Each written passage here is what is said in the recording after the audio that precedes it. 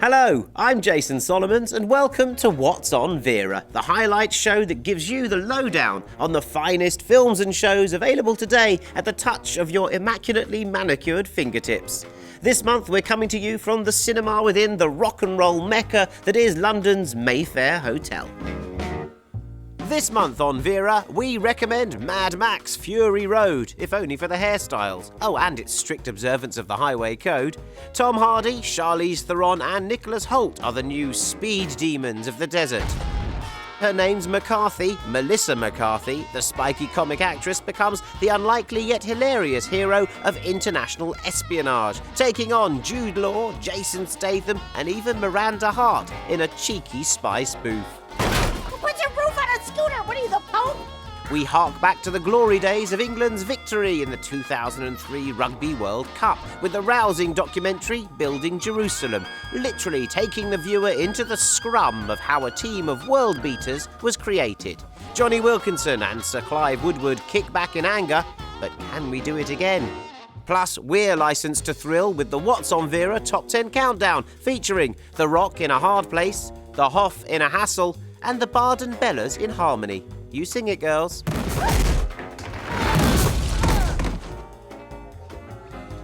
Crushed it.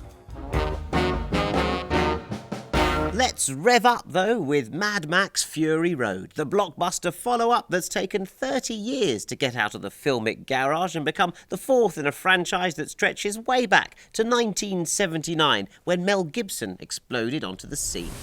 Original director George Miller hurtles us straight back into the post-apocalyptic wasteland. Max is now being used as a blood bank. The world is ruled by Joe. The people are fed on the milk of pregnant women farmed like cows. Water and oil are the scarcities. Joe may be violent, but they all worship him and shout in chorus like Duran Duran's Wild Boys video. Furiosa, played by the super cool, statuesque Charlize Theron, is the starry new addition, and she's escaped with a boot full of booty. 5 wives, like supermodels ready for a Vogue Italia fashion shoot. Joe goes after them all, and it becomes a breathless, relentless, hyperkinetic, maniacal chase movie.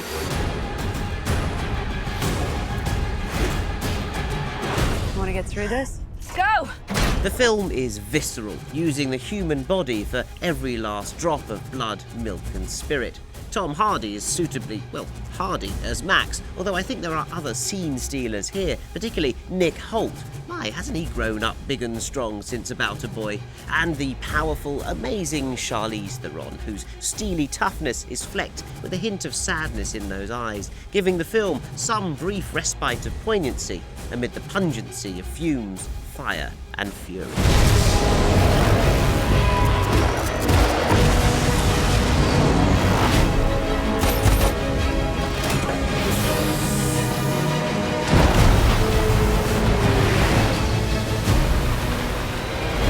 There's a great challenge, just logistically, trying to dramatize a story that's in constant movement.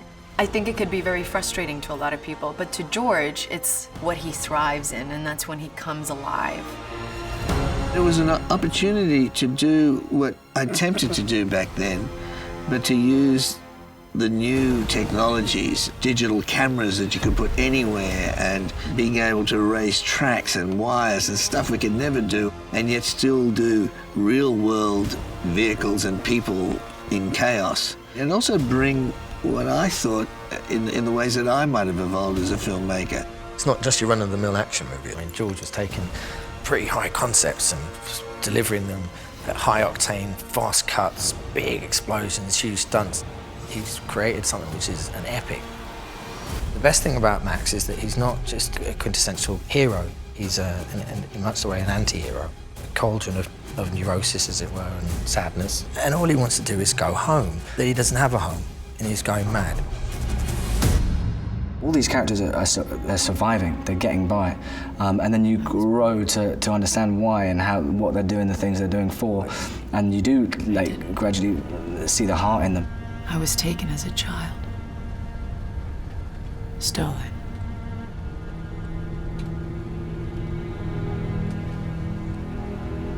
You done this before? Many times. Now that I drive a war rig, this is the best shot I'll ever have. And them? They're looking for hope. We work really, really hard to make sure that those loyal fans of the Mad Max movies will be satisfied and more than satisfied. It's going to be an amplified experience. You have to do that 30 years later, but it's going to be very familiar on the one hand and unique also.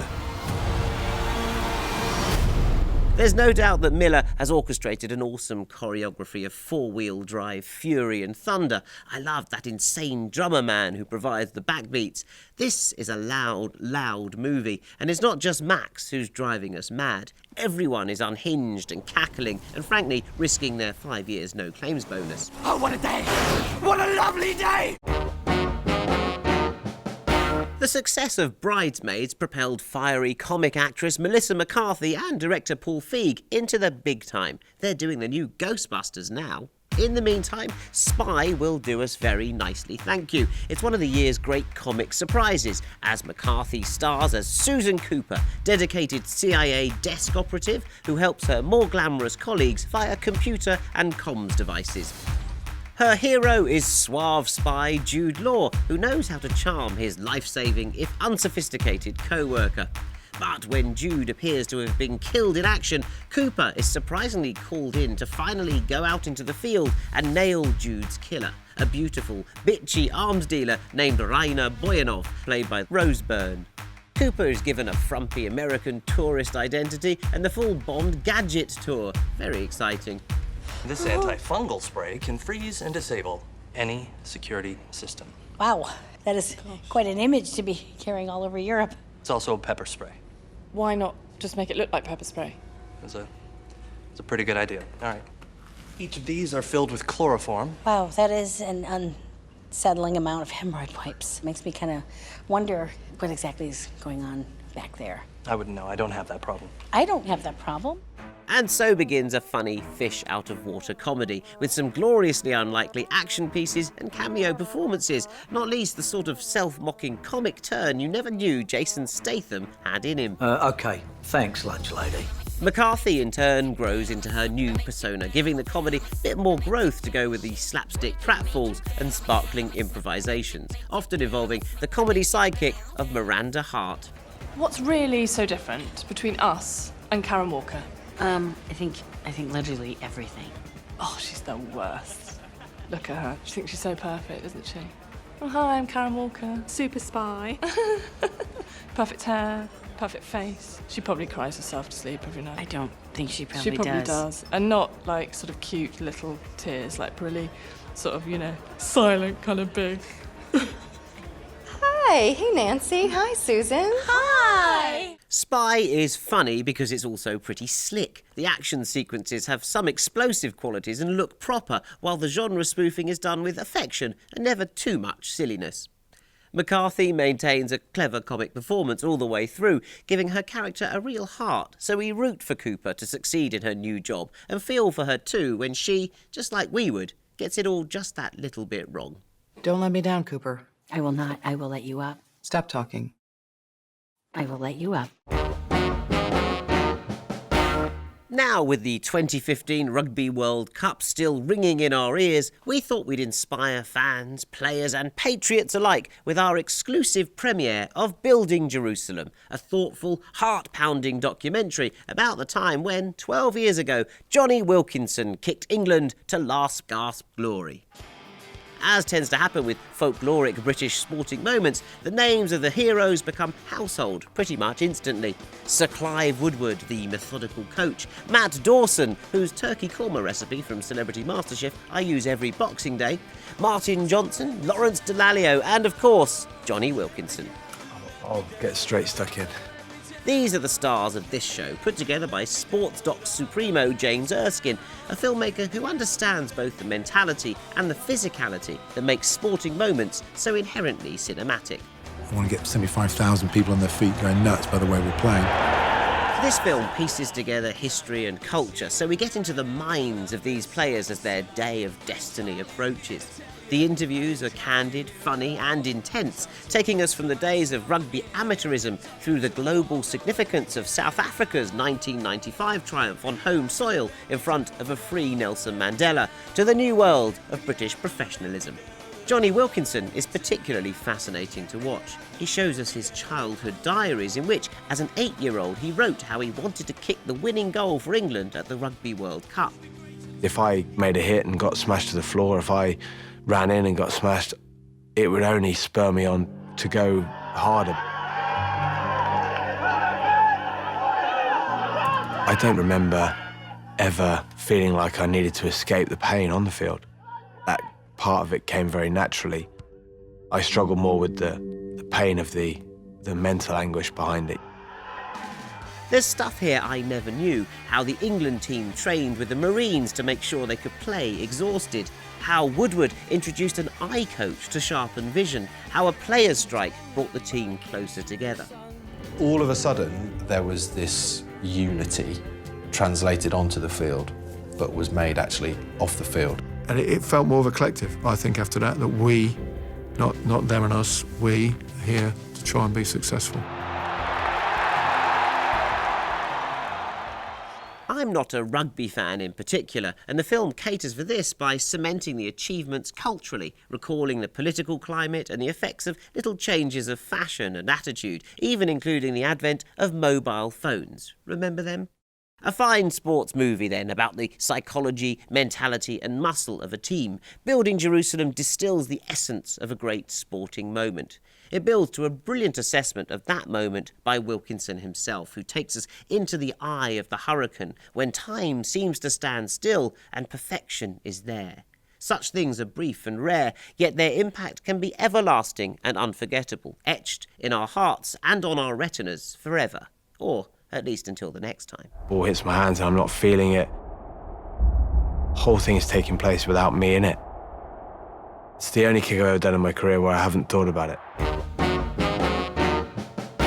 And now, summon up the breath, stiffen the sinews, once more unto the breach, dear friends. Cry God for Harry, England, and the What's on Vera Top 10 Countdown. The world is falling down in surround sound at 10 in San Andreas, and only Dwayne Johnson and his chopper can save us. It's his fault, we merely fall into it. We are going now! He's here again in our number 9, the TV show Ballers, playing an elite agent to spoiled sports stars. Show them the money and the ladies. And it's all yours if you want it. R8 finds David Hasselhoff on amusingly self-satirising form in sitcom Off the Record, as the Baywatch star quits LA to refloat his career in glamorous professional London. You can't fire me. No, I quit. No, you're fired. No, I quit. Fired. Quit. Fired. He's fired. Quit! Fired. Ben Stiller and Naomi Watts are trying to stay cool at 7 in While We're Young, a neurotic New York comedy about growing up reluctantly. At 6, it's The Gas Man, a scary British short film that'll have you wary of tradesmen. Take a meter reading of fear. You can hear 20s jazz and blues queen Bessie Smith in gorgeous surround sound in the atmospheric and stylish biopic Bessie, starring the wonderful Queen Latifah. I ain't playing second to nobody. Grounded at 4 are Attenborough's Big Birds, another fascinating, entertainingly presented wildlife show from the greatest of them all, looking at the comically flightless beauties such as ostriches and emus. Bumbling at 3 is Simon Pegg in Man Up, a man on the wrong blind date with the undateable, self-help-hating Lake Bell. Is this how love begins?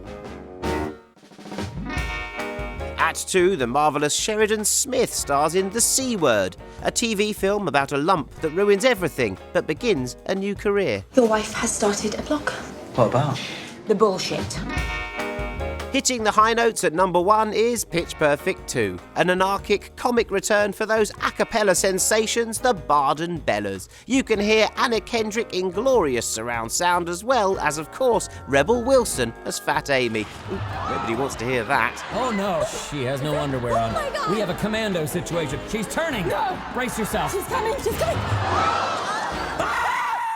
So there you have it, What's on Vera. But there's so much more, because we've also got kids shows, world cinema, the best new music, more docs and comedies, as well as our destination guides to put you in the picture about where you're headed.